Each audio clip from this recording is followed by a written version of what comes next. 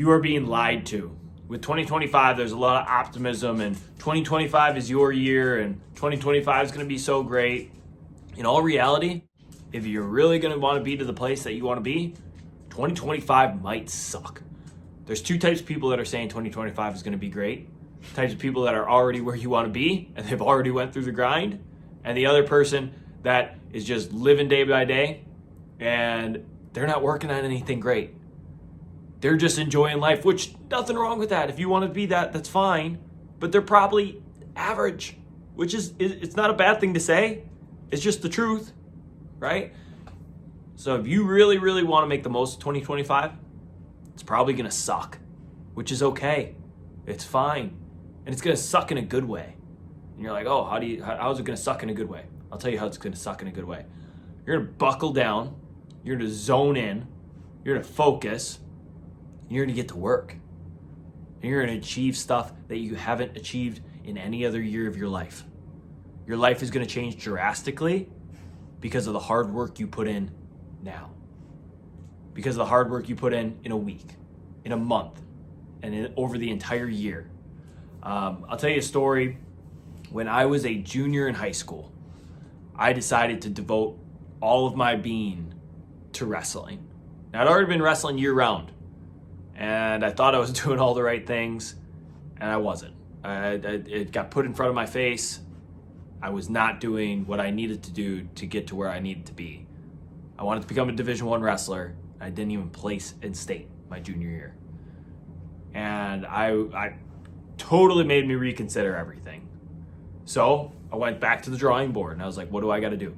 And I came back with the answer of, I have to live and breathe wrestling, which is essentially what the answer is to any of your problems, whether it's wrestling, football, whatever sport you want, whatever business you want to start, whatever you want to accomplish that is like this big looming thing in front of you.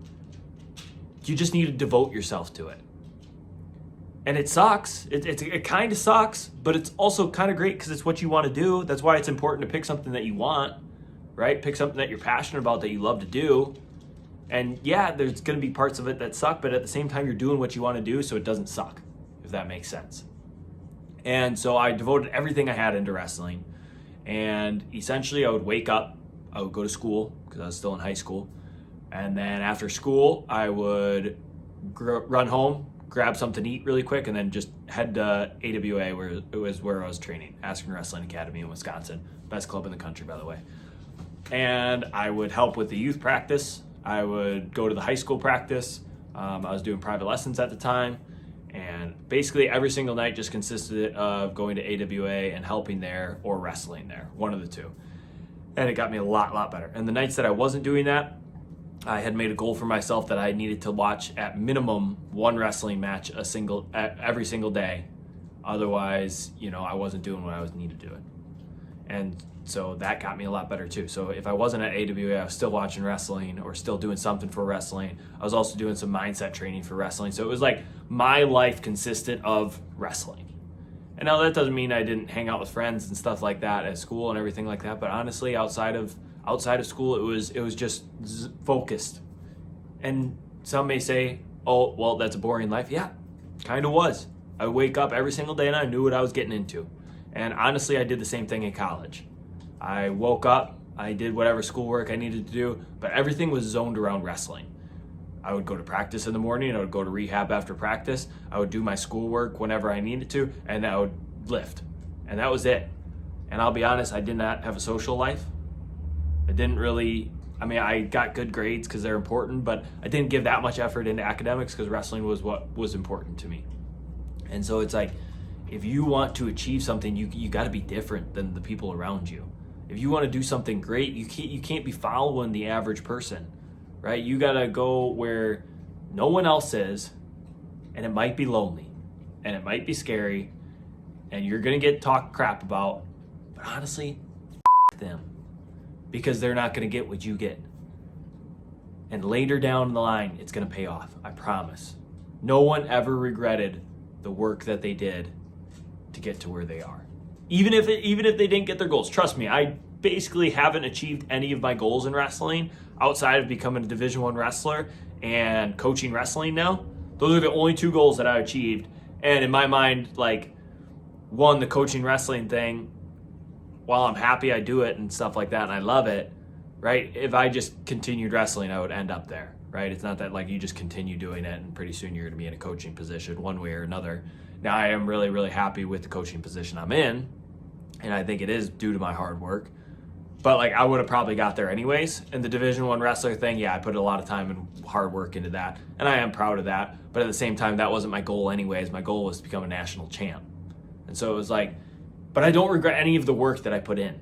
That's the thing is like, you know, I look back and I'm like, oh, I didn't achieve any of my goals. Do I regret it? No, I don't. I would do it over and over and over again. Every single time I would live exactly how I lived, right? And now maybe there's little things that I would change up and stuff like that. But I went through my 2025 when I was a junior in high school. And now I'm going through my 2025 again because I'm trying to grow this channel. And if you look at my channel, you can see my views. They freaking suck, which is fine. Which is fine. But at the same time, I'm giving a certain part of my day, every single day, to this YouTube channel to try to help you achieve your goals. And in the process of that, you're obviously helping me achieve my goals by watching this video.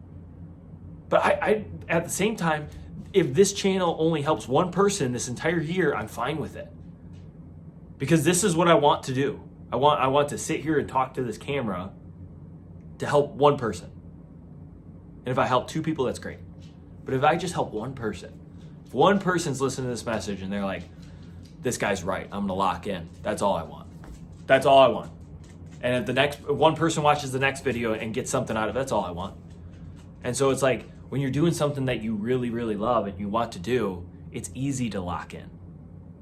Now, what's hard, the hard part of this is staying away from the people that are trying to pressure you to do things that maybe aren't conducive to your goals. That are trying to pressure you, dude, just do it tomorrow. You don't need to do that. Oh, here we go again. You're on one of those other kicks again. I'm telling you, you cannot listen to those people. Those people are putting their fears on you, okay? I don't care how many times you failed and they've told you, oh, I've told you so. They're not right because they're not scoring any points in life.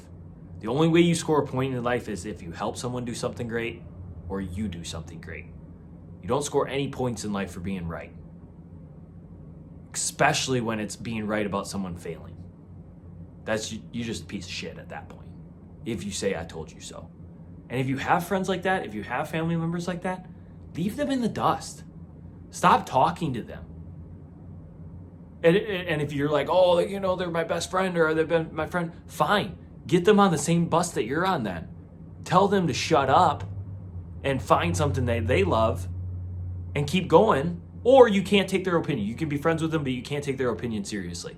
You just need to keep doing what you're doing and you need to completely block out their opinion. Now, I'm not saying you can't have fun and stuff like that. I'm not saying that at all. I'm just saying that if something's getting in the way of you achieving your goal, you should probably just cut it out of your life, right? Or you should manage it better. I mean, man up and manage it a little bit better.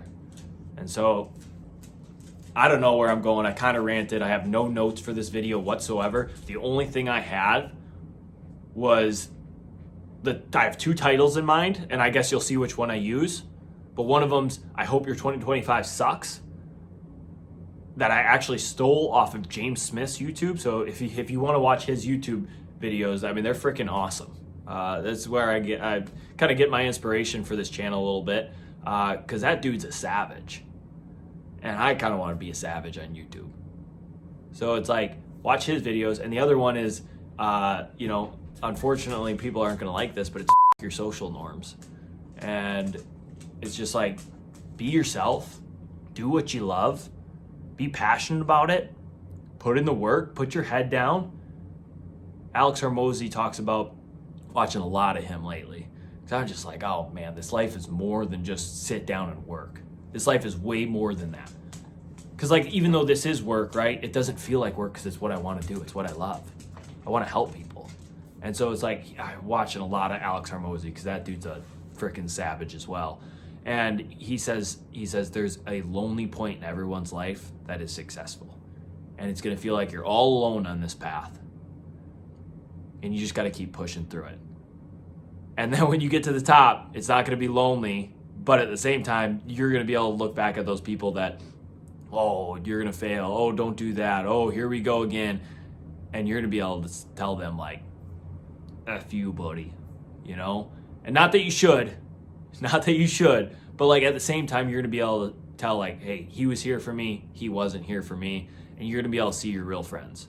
You're going to be able to see those sorry suckers that just want to be friends with you when you succeed. So I hope you got something out of this video. I really do. I appreciate you watching. We'll see you in the next.